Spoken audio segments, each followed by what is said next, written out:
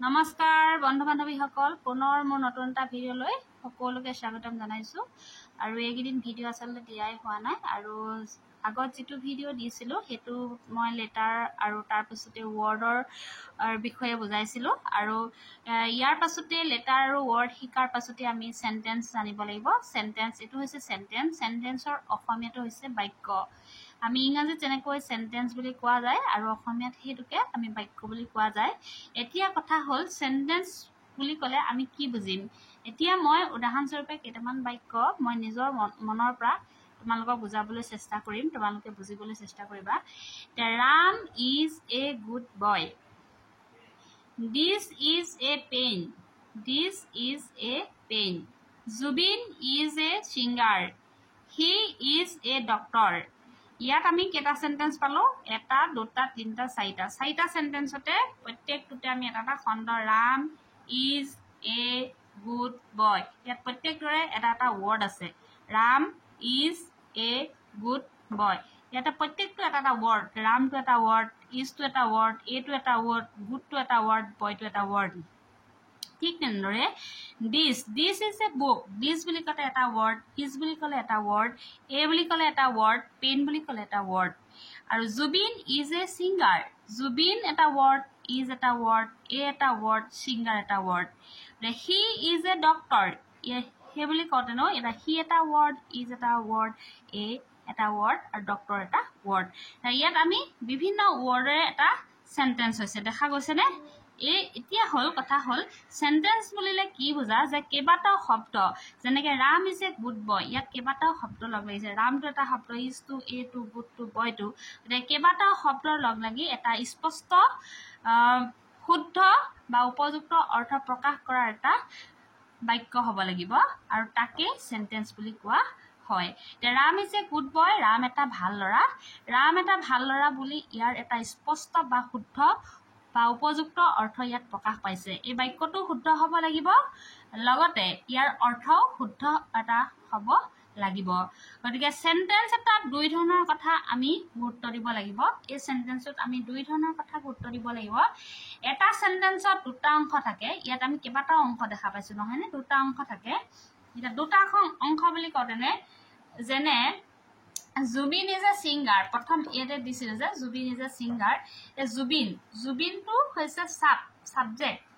জুবিনটো হৈছে সাবজেক্ট আৰু is a singer টো হৈছে প্ৰেডিকেট এটা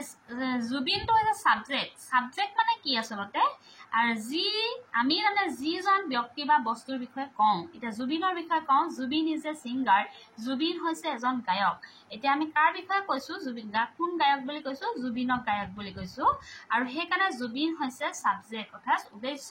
বা কৰ্তা বুলি কোৱা যায় এনেদৰে কোৱা হয় যে সাবজেক্ট মানে অসমীয়াত হৈছে উদ্দেশ্য আৰু সাবজেক্ট মানে কি যিজনৰ বিষয়ে ব্যক্তি বা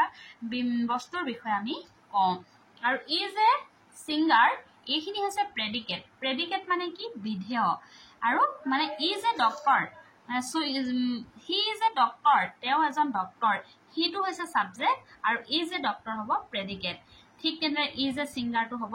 প্ৰেডিকেট তাৰ মানে বিধেয় এটা সাবজেক্ট কাক বুলি কোৱা হয় সাবজেক্ট হৈছে আমি যিজনৰ বিষয়ে ব্যক্তি বা বস্তুৰ বিষয়ে আমি কওঁ আৰু প্ৰেডিকেট কি হ'ল প্ৰেডিকেট মানে বিধেয় কি হয় আমি সাবজেক্টৰ বিষয়ে যি কওঁ সেই অংশটো হৈছে প্ৰেডিকেট তাৰ মানে Zubeen is a singer Zubeen হৈছে এজন গায়ক আমি জুবিনৰ বিষয়ে আমি কৈছো তেওঁ গায়ক বুলি আমি কৈছো আৰু সেই কাৰণে এইডোখৰ হৈছে প্ৰেডিকেট বা বিধেয় গতিকে এটা সেন্টেন্স জানিবলৈ হলে দুটা অংশ আমি খুবেই গুৰুত্ব দিব লাগিব প্ৰথমে হৈছে সাবজেক্ট আৰু দুই নম্বৰতে হৈছে প্ৰেডিকেট এতিয়া সেন্টেন্স শিকাৰ আগতে আমি আচলতে এই কথাকিটা মন কৰিব লাগিব যে সেন্টেন্স মানে কি বুলি যদি কোৱা হয় যে কেইবাটাও শব্দ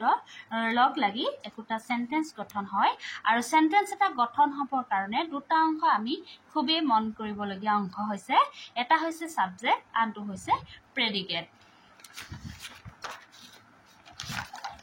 এতিয়া তোমালোকক উদাহৰণস্বৰূপে মই অলপমান দেখাই দিছো সাবজেক্ট আৰু প্ৰেডিকেট এতিয়া ইয়াত আমি সাবজেক্ট কোনবিলাক আৰু প্ৰেডিকেট কোনবিলাক আমি দুই ধৰণে ভাগ কৰি দেখাইছো এইখিনি হৈছে সাবজেক্ট আৰু এইখিনি হৈছে প্ৰেডিকেট আৰু এইডোখৰ এইটো এটা সেন্টেন্স মিল্ক ইজ হোৱাইট গাখীৰ বগা মিল্কটো হৈছে সাবজেক্ট তাৰমানে আমি গাখীৰৰ বিষয়ে কৈছো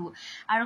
কি বুলি কৈছো ইজ হোৱাইট মানে বগা বুলি কৈছো আৰু ইজ হোৱাইটটো হৈছে প্ৰেডিকেট মানে বিধেয় সি সিংস ভেৰি ৱেল সিটো হৈছে তাইটো হৈছে সাবজেক্ট কি কাৰ কথা কৈছো তাইৰ কথা কৈছো আৰু কি বুলি কৈছো সিংস ভেৰি ৱেল তাই বৰ ধুনীয়া গান গায় আৰু হেডখৰ হৈছে প্ৰেডিকেট আৰু দে প্লে ক্ৰিকেট হিহতে মানে হিহতেটো হৈছে যাৰ কথা কৈছো হেতু হৈছে দে হয়তো হৈছে সাবজেক্ট আৰু কি খেলে বুলি কোৱা হৈছে ক্ৰিকেট খেলে প্লে ক্ৰিকেট আৰু এটো হৈছে প্ৰেডিকেট হাৰ নেম তাইৰ নেমটো হৈছে সাবজেক্ট আৰু ইজ